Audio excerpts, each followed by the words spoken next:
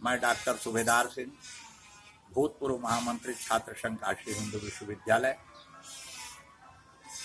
आपके समक्ष सर्वाधिक पिछड़ी जातियों के दुख दर्द से संबंधित कुछ चीजों का वर्णन करने जा रहा हूं। आप जानते हैं कि देश के संविधान निर्माताओं ने संविधान के अनुच्छेद 16(4) के अंतर्गत अन्य पिछड़े वर्ग के लिए आरक्षण का प्रावधान किया है और उसी के अंतर्गत भारत के राष्ट्रपति ने 1953 में संविधान के अनुच्छेद 340 के अंतर्गत काका कालेलकर कमीशन के गठन का ऐलान किया। काका कालेलकर ने 1955 में 1955 में अपनी रिपोर्ट भारत के राष्ट्रपति को सौंपी। इस रिपोर्ट में सर्वाधिक पिछड़ी जातियों को समुन्नत पिछड़ी जातियों से अलग से आरक्षण की व्यवस्था थी। आज जो सारे लोग इस देश के गरीब सवर्णों के लिए घड़ियाली आंसू बहाते हैं, उनके लिए भी आरक्षण की व्यवस्था काका कालेलकर कमीशन में थी।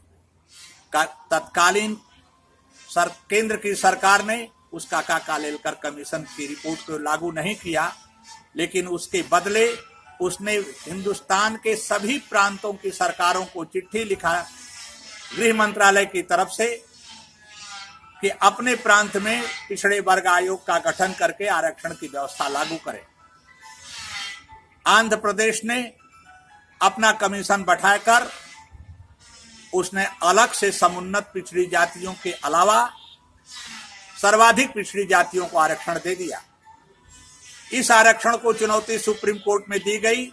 सुप्रीम कोर्ट ने अलग से सर्वाधिक पिछड़ी जातियों के आरक्षण को सही माना। बंगलौर में भी इसी तरह कर्नाटक में सर्वाधिक पिछड़ी जातियों को अलग से आरक्षण की व्यवस्था की गई।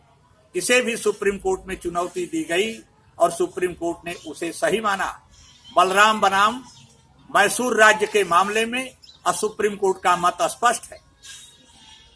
मित्रों, बिहार में भी जो उत्तर प्रदेश से सटा प्रांत है, कर्पूरी 1973 में मुंगेरी लाल साथी की अध्यक्षता में आयोग का गठन किया गया।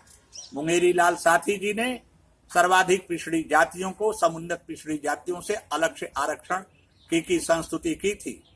जब 1977 में बिहार के मुख्यमंत्री स्वर्गीय कर्पूरी ठाकुर जी बने तो उन्होंने समुन्नत पिछड़ी जातियों से अलग सर्वाधिक पिछड़ी जातियों को आरक्षण एनेक्सर 1 के रूप में प्रदान कर दिया।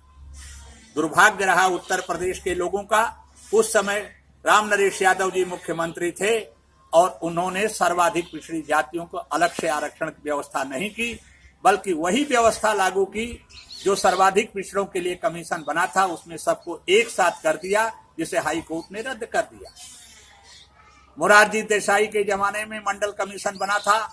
मंडल कमीशन ने अपनी रिपोर्ट 1980 में दे दिया और मंडल कमीशन को लागू होने के बाद देश में बवाल हुआ। और जब सुप्रीम कोर्ट के फैसले के बाद जब इस देश में मंडल कमीशन लागू हुआ तो सुप्रीम कोर्ट ने भी सर्वाधिक पिछड़ी जातियों को अलग से आरक्षण दिए जाने के सवाल पर अपनी सहमति जताई है। मंडल कमीशन के सदस्य LR नाइक ने कहा कि अगर समुन्नत पिछड़ी जातियों के साथ सर्वाधिक पिछड़ी जातियों को आरक्षण दिया जाता है तो उनकी वही स्थिति होगी जैसे तालाब में बड़ी मछली छोटी मछली को खा जाती है। उसके बावजूद भी LR नाइक जो जाति के केवट थे, उनकी बात नहीं सुनी गई। मित्रों, उसके बाद उत्तर प्रदेश में जब मंडल कमीशन लागू हुआ तो उस समय भी उत्तर प्रदेश के मुख्यमंत्री आदरणीय श्री मुलायम सिंह यादव जी थे। उन्होंने समुन्नत पिछड़ी जातियों के साथ सर्वाधिक पिछड़ी जातियों को भी आरक्षण दे दिया। सर्वाधिक पिछड़ी जातियों को अलग से आरक्षण की व्यवस्था नहीं की गई। आज हालात ये है, कहने के लिए तो पिछड़ी जातियों का आरक्षण है, लेकिन सर्वाधिक पिछड़ी जातियों को उसका कोई लाभ नहीं मिल पा रहा है। इसके लिए इस प्रदेश में स्वर्गीय राम प्रधार गिरि जी लगातार आंदोलन चला रहे थे। जब उत्तर प्रदेश के मुख्यमंत्री राजनाथ सिंह बने तो उन्होंने भी इसे लागू करने का प्रयास किया गया, जिसे षड्यंत्र के तहत हाई कोर्ट से रुकवा दिया गया। आज मैं देख रहा हूं कि देश के प्रधानमंत्री श्री नरेंद्र मोदी जी भी कह रहे हैं कि मैं अति पिछड़ी जातियों को अलग से आरक्षण दिला के रहूंगा। हमें भी देखना है कि उनको दिला पाते हैं कि नहीं दिला पाते हैं, क्योंकि एक बात तो साफ है कि भारत के संविधान के अंतर्गत इसकी व्यवस्था है। सुप्रीम कोर्ट ने कहीं नहीं इसे रोका है। अगर एक चीज मैं और कह दूं दोस्तों, संविधान के अंतर्गत जो पिछड़ी जातियों के लिए आरक्षण है 16(4) के अंतर्गत, और अनुसूचित जाति और जनजाति के लिए आरक्षण की व्यवस्था संविधान के अनुच्छेद 15(4) के अंतर्गत है। दोनों को पिछड़े वर्ग की श्रेणी में माना गया है, चाहे वह 16(4) हो पिछड़ी जातियों के आरक्षण का, चाहे वह अनुच्छेद 15(4) हो अनुसूचित जाति और जनजाति के आरक्षण का। लेकिन एक बात हमको आपको समझना होगा कि अगर संविधान बनाते समय संविधान सभा में डॉक्टर भीमराव अंबेडकर नहीं रहे होते तो अनुच्छेद 16(4) के साथ ही 15(4) को भी रख दिया गया होता और पिछड़े वर्ग की परिभाषा के तहत समुन्नत पिछड़ी जातियां संपूर्ण अनुसूचित जात और जनजाति के भी आरक्षण के लाभ को स्वयं ही उठा लेती और अनुसूचित जाति और जनजाति आरक्षण पर कहने के लिए आरक्षण रहता, लेकिन आरक्षण की सुविधा से वंचित रह जाता। आज समय आ गया है पूरे के पूरे सर्वाधिक पिछड़ी जातियों को एकजुट होने का, अपने दुश्मनों को पहचानने का, अपने राजनीतिक हक की लड़ाई के साथ साथ अपने बच्चों के भविष्य के लिए, उनके नौकरी के लिए, ग्राम प्रधान से लेके जिला पंचायत तक के आरक्षण के लिए सर्वाधिक पिछड़ी जातियों को गोलबंद होकर 27% में से 17% अलग से आरक्षण के लिए संघर्ष करना होगा।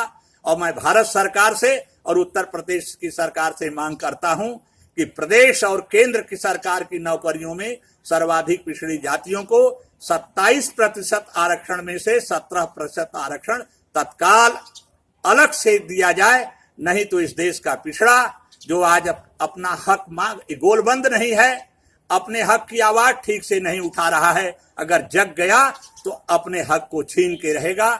इन्हीं चंद शब्दों के साथ मैं सर्वाधिक पिछड़ी जातियों से विनती करता हूं कि उठो, जागो, संघर्ष करो और अपने हक कर लेके रहो। जय हिंद, जय भारत।